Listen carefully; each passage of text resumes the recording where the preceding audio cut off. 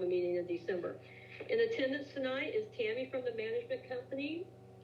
We also have Ryan Blair, Damon Scott, Clay Kreider, Pete Robertson, and myself, Kim Kohlenberger.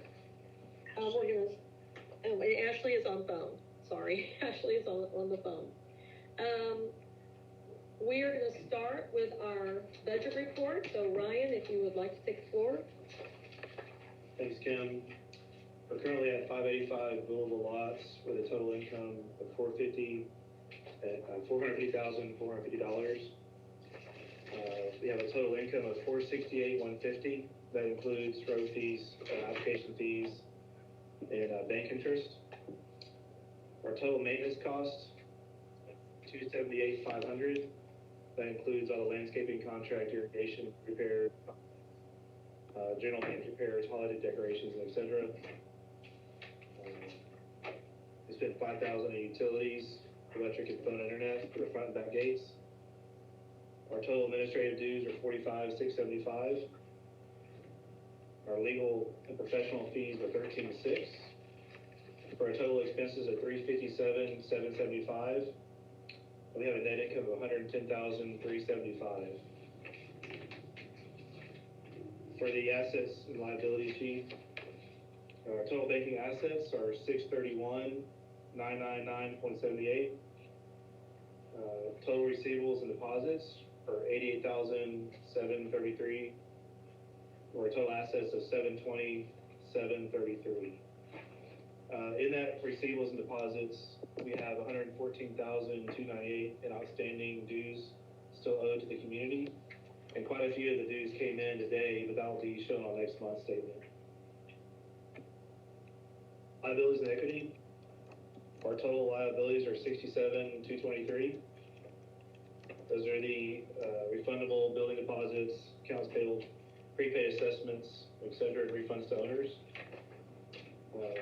Our equity is $651,136 for a total liabilities and equity of $718,359. We are going to move a few things on budget from we had an overage of the Christmas lights from the donations from the Flag Fundraiser Group. Overage on the fall festival. Right, on the overage on the fall festival. Right. So we have a donation that gave us a surplus in the holiday lighting budget, and we had a deficit in the budget on the holiday fall festival.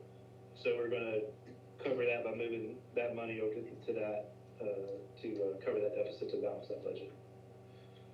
We're also going to split out the budget for the fall festival and the GLE garage sale, just so it's easier to see on paper how much is in each event. Since there are two events, but they're also sponsored by the POA, but I want to separate that to be a little more clear.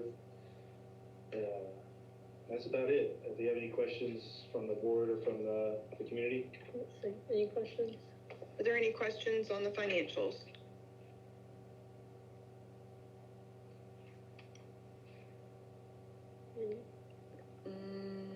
I don't have anyone raising their hand or asking a question, so I think we can move on. Okay, great. We're going to move on. We have a special presentation for you guys this evening. As you know, our waste management contract with Santec is expiring this year, and so we've been researching other waste management companies to perhaps see if they can do a better job for us and get us a better price. This evening, we have Kevin Atkinson from Texas Pride Disposal, who would like to give a short presentation. We have a PowerPoint. Share the screen with you guys so you can see what Kevin is speaking about. So, Kevin, thank you for being here this evening. Yeah, appreciate it. We'll probably come around here, and I will turn the floor over to you. I'll let you sit there and I'll sit here.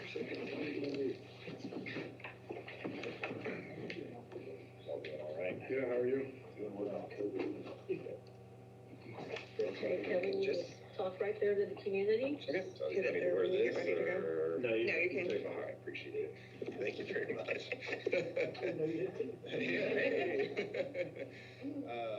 All right, just click through.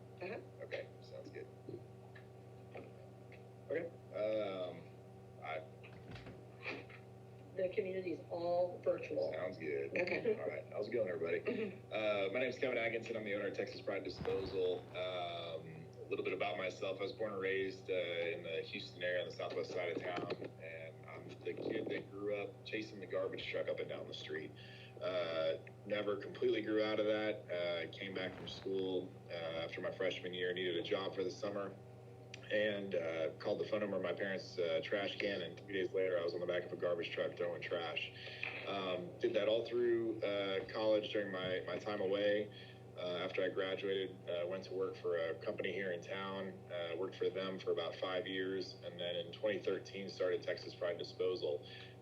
We started with 2 trucks and 5 employees, and fast forward to today, and we're running just over 100 trucks and servicing about 230,000 homes across the city, with over 300 employees. The reason for our growth and our success, I think we really try to keep the customer in mind on their needs and services. It's a focus on simplicity. This is not a complicated business, and there's no need to make it complicated. And we build programs that are built off of not what we feel is good for the community, but what the community wants for their community. So we're here to build a program that fits your needs. Summary of the proposed services that we've got for you guys: it's a garbage collection on Monday and Thursday, subscription recycling collection on Thursdays for residents that are interested. Each home would be given a 95-gallon trash cart. For residents participating in recycling, they would receive a 65-gallon recycling cart. We've got 3 and 5 year terms for you guys here today. And what sets us apart, again, simplicity and really focusing on our services. It's a minimal holiday interruption. So we only observe New Year's Day, Thanksgiving Day, and Christmas Day. With that Monday and Thursday schedule, Memorial Day, Labor Day, those are regular service days for us, so there's no interruption there. Our trucks are extremely clean and well maintained. We have a very rigorous preventative maintenance schedule. On top of being on average just over a year old, our maintenance on our fleet keeps them essentially like brand new. This means consistent schedules with minimal downtime. You won't have any fluids or trash juice leaking throughout the community. Just a very clean, professional look running through the community each service day. We're accessible to our customers. Standard phone number, email. We've got a website with several web inquiry forms on it. You can contact us for various reasons: service issue, container requests, questions. We've got a Facebook page, and then we can also do a custom web page. So TexasPrideDisposal.com/Grand Lake Estates with all your community-specific information and a community-specific contact form that comes back to a dedicated customer service rep on our side. So again, trying to make ourselves as accessible to our customers as we possibly can. And again, simple services. Just because we give a cart out for the services, you're not limited to that cart. So if you've got personal containers, bags, in addition to, or just instead of our container, you can put that out there. Bulk waste is collected every service day, so we'll accept 2 bulk items every collection day. And unbundled yard waste. If you've got branches that my guys can simply wrap their arms around and toss in the truck, then it's no issue for our guys. That's us in a nutshell. I'm not sure how this works from here. I have a couple questions. So this is Ryan Blair. I have a couple questions for. So what we had problems in the past, Kevin, was different drivers and different employees each week. Mm-hmm. And so they do a lot of skipping, or they would not pick up this can and that can. And do you try to schedule your drivers and the employees for each neighborhood, or how do y'all do that? Y'all rotate, or have a free for all? No, we try to keep guys as consistent as possible. I don't judge being good by picking up garbage on the Monday and on the Thursday. I judge it more by being able to set your clock by us. So if you're used to us coming by at 11:30, we'll hopefully be coming by about the same time every week. Yeah. And part of that goes back to having consistent employees in place. Okay. When we try to shuffle guys around, it doesn't do anybody any good. And so we try to keep our guys as consistent as possible. We do that by incentivizing our routes. So most of the routes that we service, our guys, they're paid for the day, but then they earn a bonus on top of that for a performance pay bonus, essentially. Okay, good, so they're incentivized. Correct. And you're all employees of your company, you're not full-timers? Correct. That's correct. So no day laborers.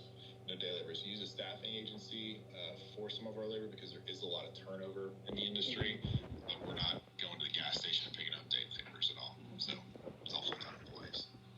Tammy, do you see any questions coming in from the general? I do. Let's see here. Paul, if you can unmute yourself and ask your question.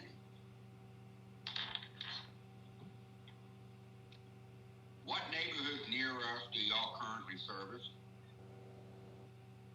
Are you there? I'm here. Hey, there you are. Okay, what is your question?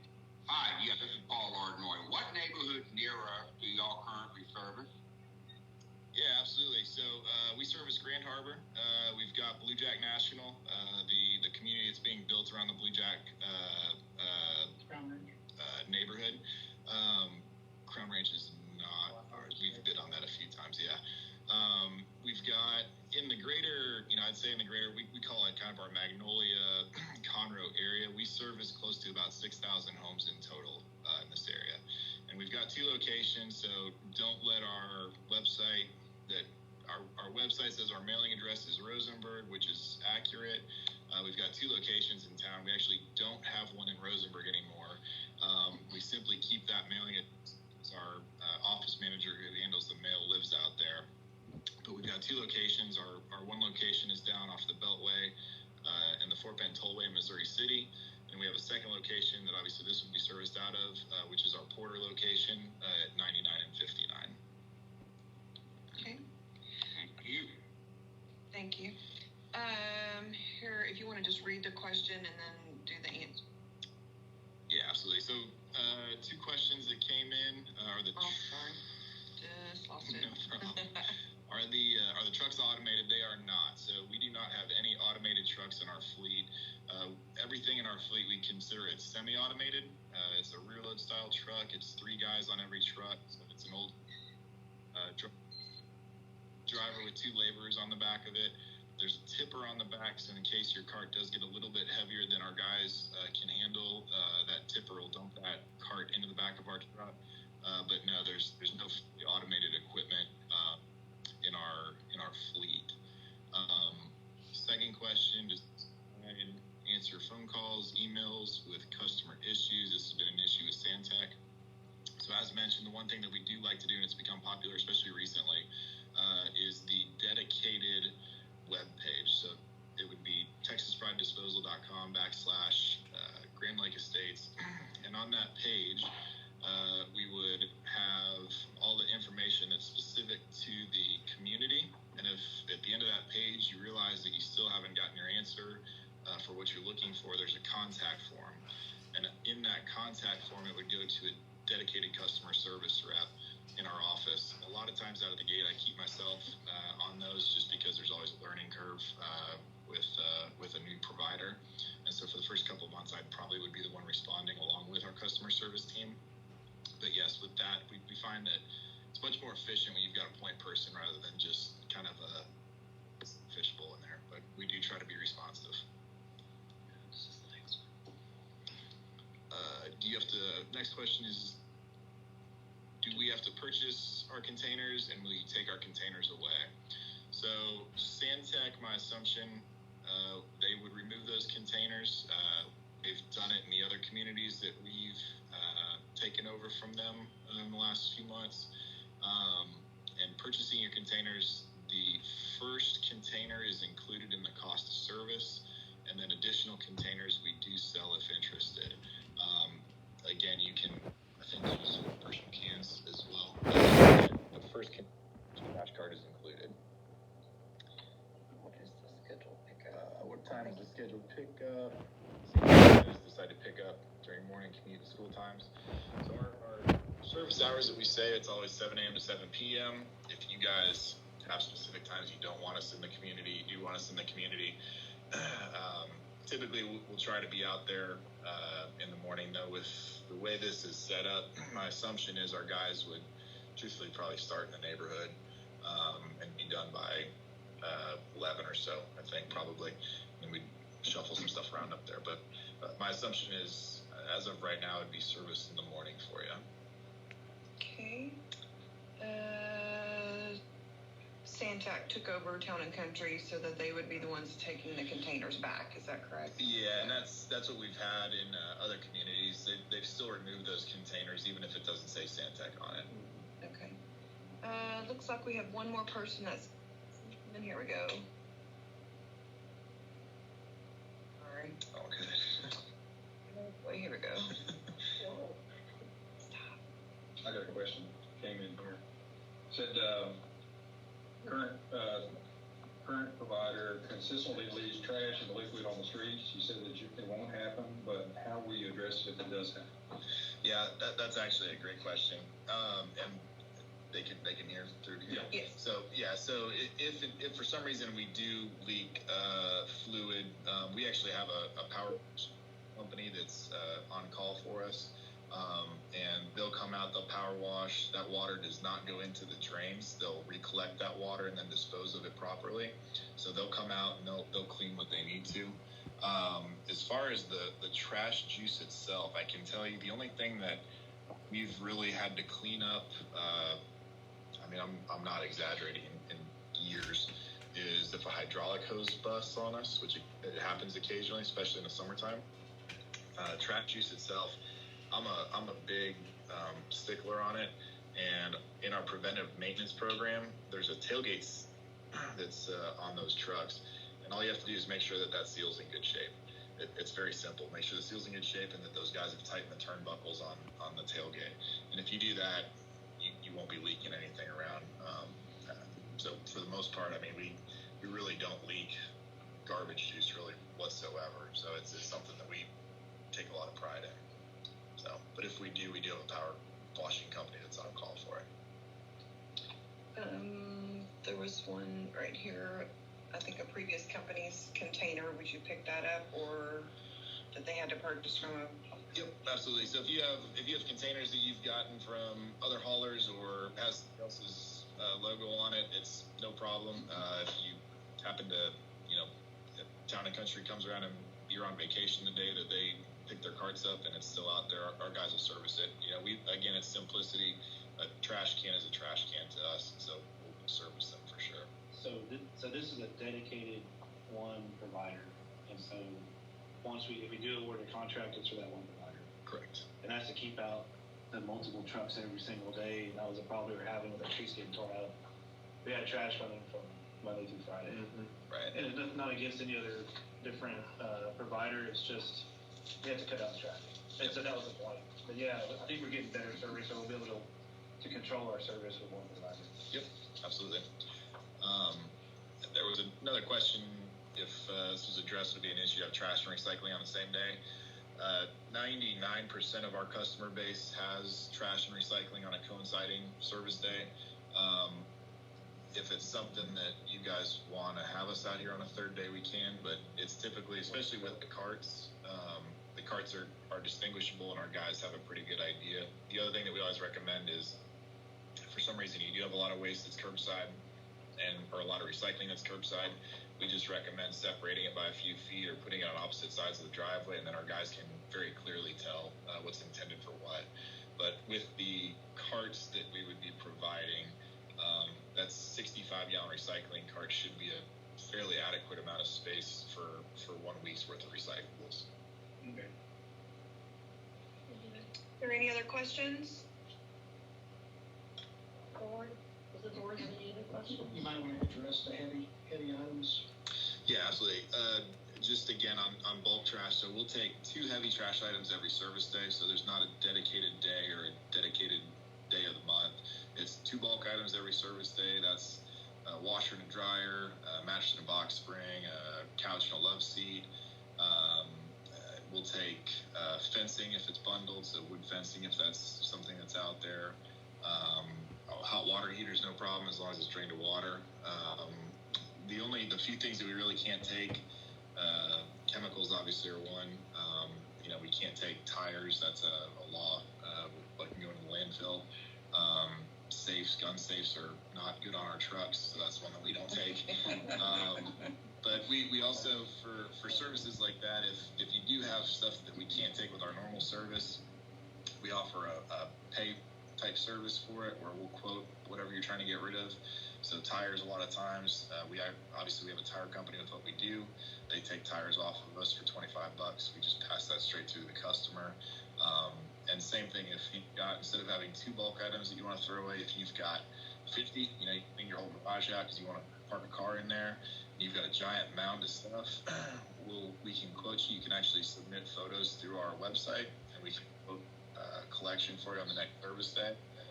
And what we do, part of that goes to our crew to get it cleaned up, so there's motivation there rather than just being upset they have a big pile they have to take care of. Yeah. So it's kind of a win-win all the way around. But again, that's see with.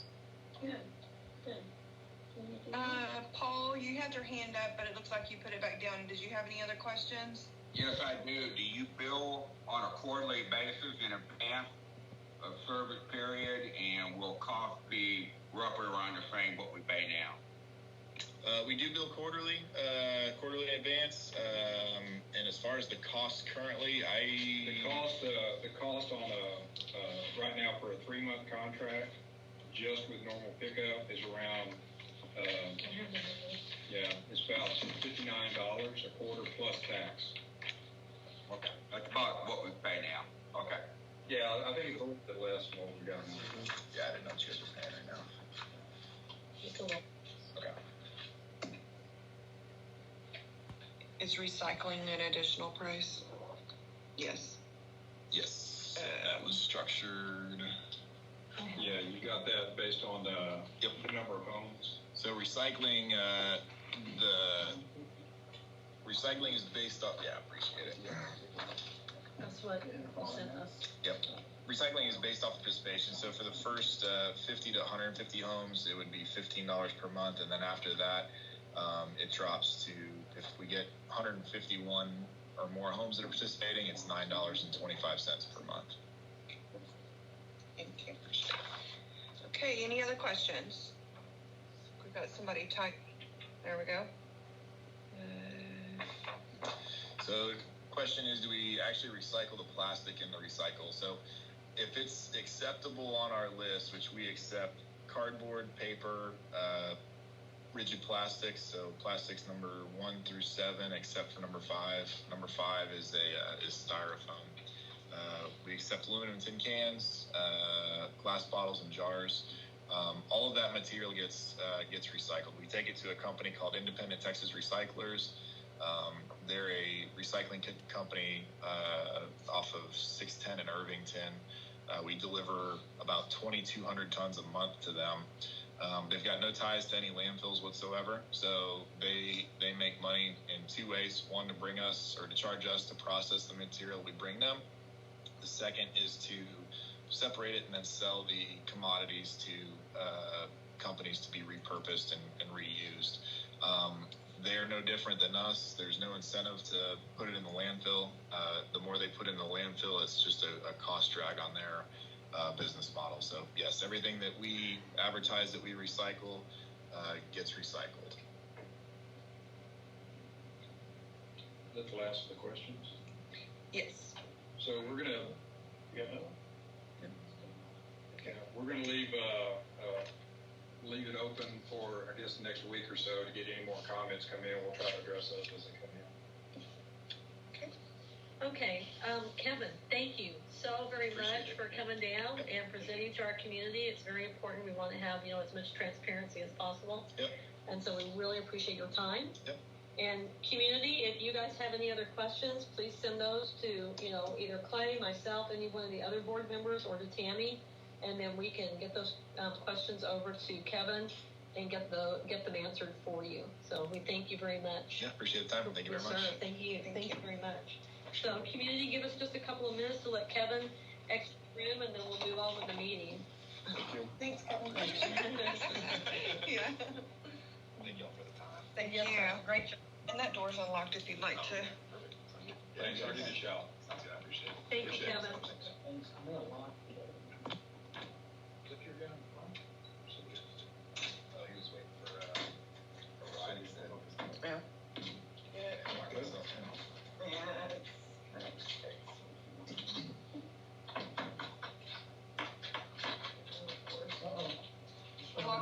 Well, Kevin's gonna stay with us a little longer. There we go. All right, thank you. Good night. Drive safely. Okay, we'll go on with the meeting. Damon, you're up with anything, based on drainage? Yeah, so we will meet with Solex again this week to go over the drainage that we've done previously and, get those areas remedied, or talk about getting those areas remedied. And then, we will, have new spots, for the next meeting. Okay, great. And we're talking about, not continuing with the drainage maintenance until around March? This time, right? Yeah, not at this Until we time. get dry weather, that's correct. Correct, okay, just to communicate that with everyone. And availability to grow grass. Yes. Does anyone have any questions, about drainage for Damon? Any questions for Damon for drainage? Nope. Okay, and now we're gonna have Ryan talk about roads and also our renovations. Was that a question for Damon? Hold on one second, folks. Vogel, if you can please elaborate what any updates on Connie Lane drainage? No. No, not at this time. We're looking at a few things. We don't really have an update at this point, but we do have some things we're considering. Not able to really into it at this point. Can we rehydromulch the areas that didn't take? We will. Yes, we will do that. So nothing will be done on drainage on Grand Lake Estate until March? It will be done Okay. as the weather dries up and we're able to get in and do something with it. If that's Okay. next 2 weeks, then that'll happen. If it's in the next month, it's just all dependent on what the weather does. Because right now in the back, it's wet in several areas, and we're gonna cause more damage than good at this point. You know, I've been asking since December to have something done and nothing's been done. Are you on back GLE? Yeah. Right, that area that we've already started, that is going to be repaired, as soon as it dries out. But as far as anything additional In new projects. in new areas, okay, new projects, that's what we were referring to. We're not gonna do anything else until March. But your area is still going to be worked on. Does that make sense? It makes sense, but that's not what I've been told multiple times. Okay, well, if you could shoot me an email and tell me what you've been told, then I can address it. What's your email address? It's not on any of the correspondence.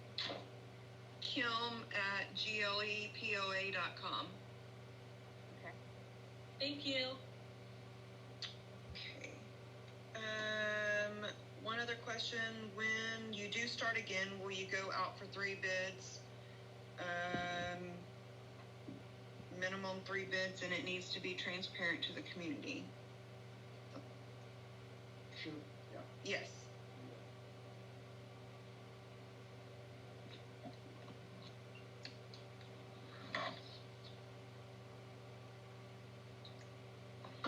Any other questions? Okay. Okay.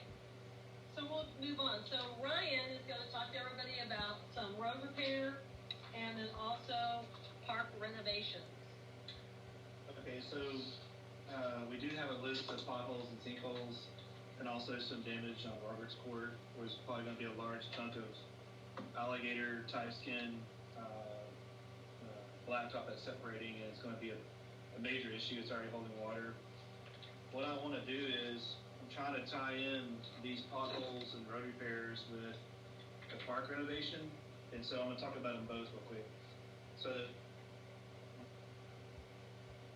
So I'm breaking up the park renovation in 3 phases, and one of the phases is to do a parking area of about 6 spaces, kind of where the entrance to the park to the white vinyl fence is located. And that's going to be asphalt. It's going to be built up with the crushed rock and asphalt. And then while they're mobilizing that equipment, I'm going to go ahead and do the road repairs as well. I do have a list, but I'd like, if anybody has extra things that they see in the neighborhood, they could shoot them to Ryan@GLEPOA.com, and I'll cross-reference what you guys send in to what I have. And there's also some interns that I've noticed that are getting pretty deep, and so I want those guys to shore those up with the 2x4s and the rock, and then hit the sod over and do that too. So that's probably going to take place February, March is my time frame.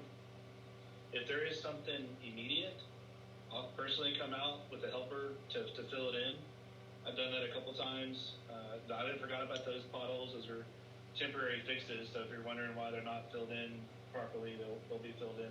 But I'll fill those in with like stacked concrete, just so we don't have a thin rim or something like that. For the park renovations,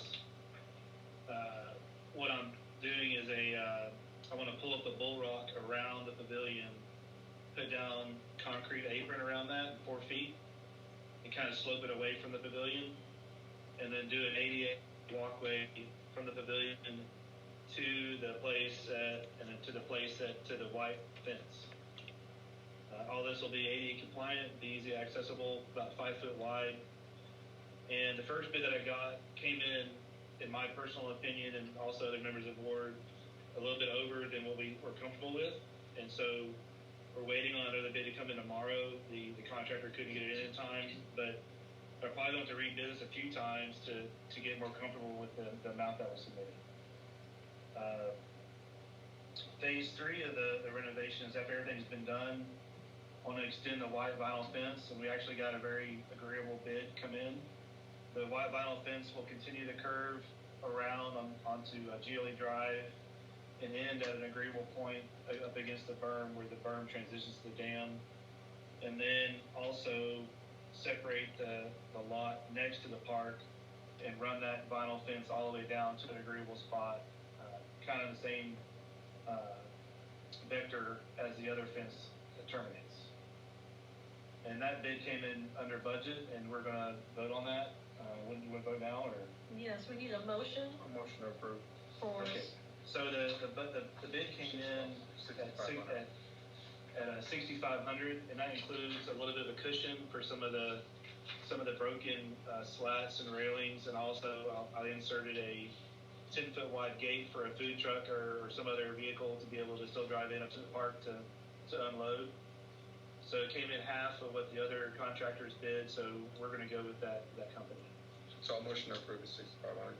Okay, so Pete is motioning. Second. And Clay is seconding. All in favor? Aye. Okay, so that passes unanimously. And the name of the company is Cisneros, and they're a reputable fencing contractor. And so if there's any issues with the scope of work, or if I'm not happy, they're going to be able to back it up. So they work with IMC Management in the past, and they're a bona fide fence builder. Is there any questions about the park and the scope of work and what we're thinking about doing?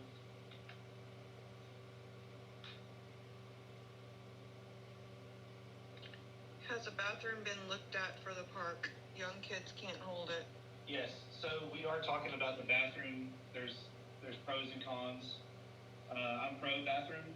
I think that as a community we can support a bathroom, but there's got to be infrastructure put in, so we need obviously the aeration system to handle that. And I'm trying to think of ways to either where it's a keypad combo, or you have a camera just kind of facing towards the bathroom, obviously outside, but in maintenance. So there is a concern, who's going to be cleaning the bathrooms? Is it going to be Damon Scott on Fridays and then Ryan Blair on Mondays? So we had to figure out who's going to have what duty. But obviously obviously we'd have that third party, but, that's gonna be a budget expense, and so we need to get a bid to see how much the ongoing cost would be, and then, what that would be, but yes, that's on the board, that's on the table.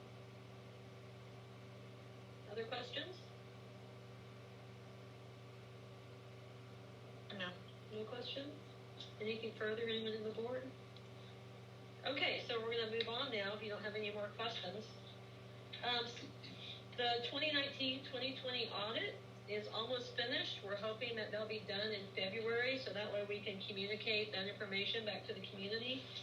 And then we also have underway our reserve fund report. Yeah, we're gonna get to that too. We also have the reserve fund report, which is underway, and I believe they will be done shortly, and we can communicate that to you guys. Something else that we need to talk about and bid on this evening is we need to have that front entrance cleaned and sealed. Apparently the stonework is getting wet, and then the mineral deposits are running down the front of the sign where it says Grand Lake Estates, and it's causing staining. So we need to get that cleaned off, and then we'd like to seal all of that stonework around the sign as well as on all of the columns, so that way we don't have that problem in the future. The most cost-effective bid that we received was $1,700 to do the power washing, the cleaning, the sealing of the stone around the sign, as well as the 2 columns, and then the additional 6 columns that we have made out of stone. So we need to get a motion and a second for that work. I'll make a motion for $1,700 to do the power washing and cleaning and resealing of all columns. Okay, so Damon Scott is making the motion, and Clay is seconding the motion. All in favor? Aye. All opposed? Okay, so the motion passes. Is there a question?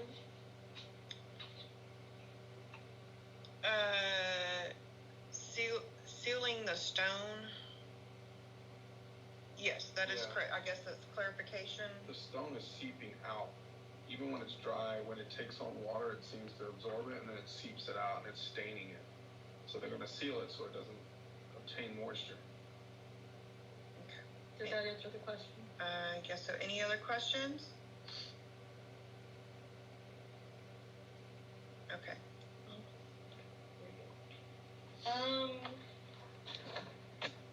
There was a question about Terpstra that I received. If there were any updates on that, and not at this time. We're still getting some governing documents and working with our attorneys on both of those. Is there another question? This question came in asking if this was also going to include the rear gate. That bid did not include the rear gate. We don't have a sign on the There's rear not gate. really columns or signage in the back. I come in the back gate, I haven't seen anything. I can check it on my own, but I haven't seen anything back there that needs sealing. Yeah, let's check it, make sure. We'll definitely check that. Okay. I also received a question that said, where is our extra $70 of assessed POA assessment dues going? In the September meeting, it was shared that the extra 70 is for capital improvements. Is that another question? Mm-hmm. Okay. Okay. The extra 70 was for capital improvements? Yes, ma'am. Okay. This question is, what was the Terpstra concern? Because the Superior Road Bridge has now been renovated and completed, we are hoping to get the original or the settlement agreement that was made back in 2016. Yeah, we're hoping to void that out so that they will not have access to our community in the event that they ever start any sort of construction. we're hoping to terminate that agreement. Okay. Any other questions? Any other questions on that?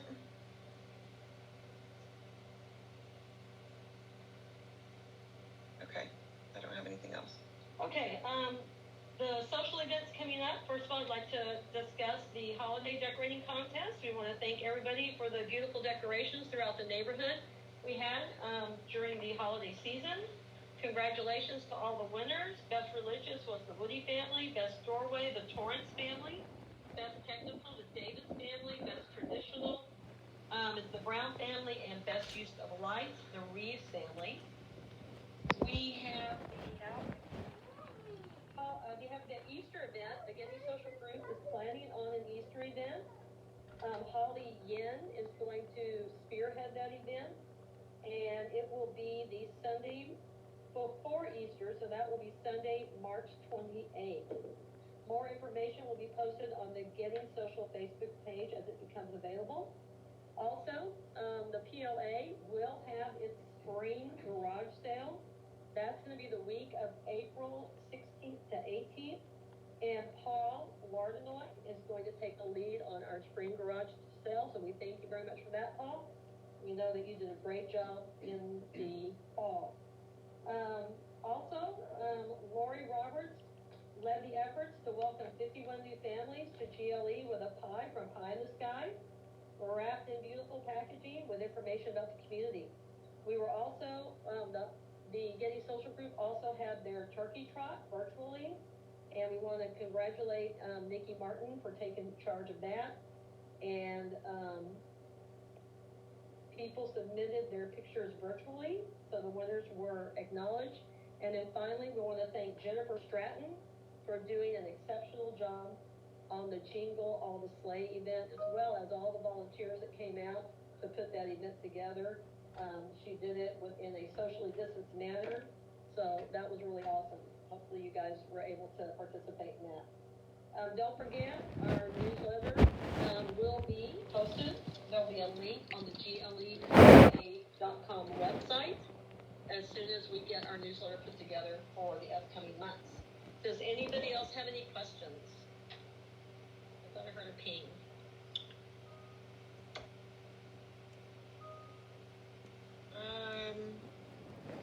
I'm not understanding what, oh, never mind. Thank you for that, address. I'll get to you on that welcome person for welcome on Connie. Oh, okay. Anything else? Are there any other questions, folks?